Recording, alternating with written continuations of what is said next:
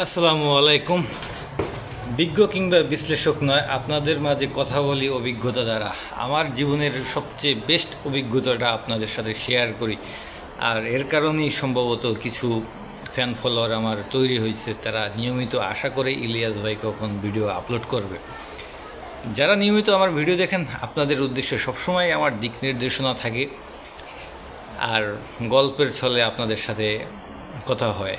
তো আমার একটা অভিজ্ঞতা আপনাদের সাথে শেয়ার করতে চাচ্ছি।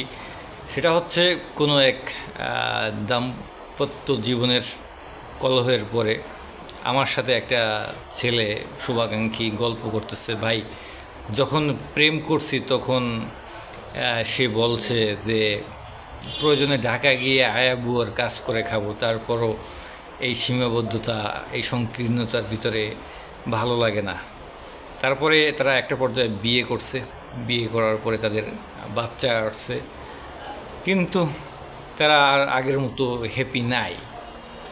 যেখানে তারা ঢাকা গিয়ে আয়া বুয়ার কাজ করে একটা হ্যাপি সংসার লাইফ লিড করতে চেয়েছিল, তারা বাস্তব জীবনে ইসলামী শরিয়া মতে বিয়ে করে সামাজিকভাবে শান্তিপূর্ণ আর বসবাস করতে পারতেছে না। তারা অতিষ্ঠ হয়ে গেছে, অধৈর্য হয়ে গেছে।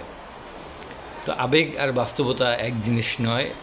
তো শুভাকাঙ্ক্ষী ফ্যান ফলোয়ার সবাইকে আমি এই উপদেশটাই দিয়ে থাকি, কোনো সিদ্ধান্ত নেয়ার আগে হাজারবার ভাববেন, আর সিদ্ধান্ত নেয়ার পরে দ্বিতীয় কোনো অপশন নাই সেটাকে উড্ড করার, এটা ভাববেন।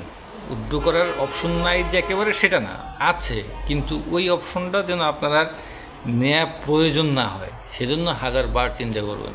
আল্লাহ হাফেজ।